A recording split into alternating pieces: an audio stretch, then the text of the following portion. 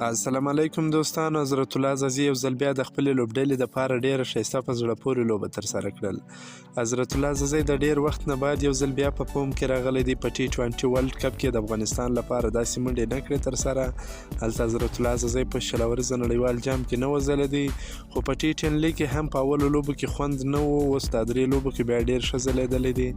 پرون یې هم ډېرې ښې منډې ترسره کړلې، نه 50 منډې د خپلې لوبډلې لپاره ترسره کړې وې چې تر پایه پورې ناسوځېدلی پاتې سو. نن یې هم ډېره ښه لوبه ترسره کړې ده. د خپلې لوبډلې په ګټه یې په 20 بالونو باندې 41 منډې کړې دي، 3 څلوریزې 3 شپږیزې په خپل بیټینګ شاملې کړي دي.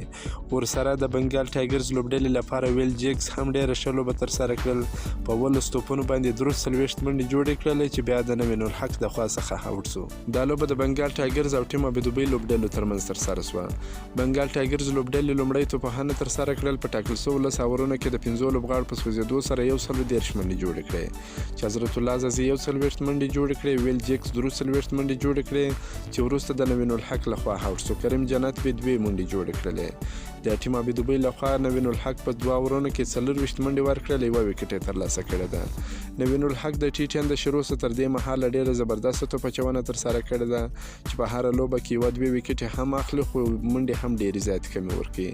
نن یې هم 1 وکټ ترلاسه کړې ده. د ټیم ابودوبۍ لپاره به ګریسګیل ډېره زبردسته توپخانه ترسره کړې ده. نوموړی په 23 بالونو باندې 52 منډې جوړې کړې دي چې تر پایه آوټ سوی هم نه دی. 15 شپږیزې په خپل بیټینګ شاملې کړې دي. بنګال ټایګرز به کریم جنت په بالینګ کې چانس نه دی ورکړی. دا لوبه بنګال ټایګرز لوبډلې په 10 منډو وګټله. که مو دا ویډیو خوښه سوي ویډیو در سره لایک کړئ، که په دې چینل کې نوی یاست د چینل هم در سره سبسکرایب کړئ.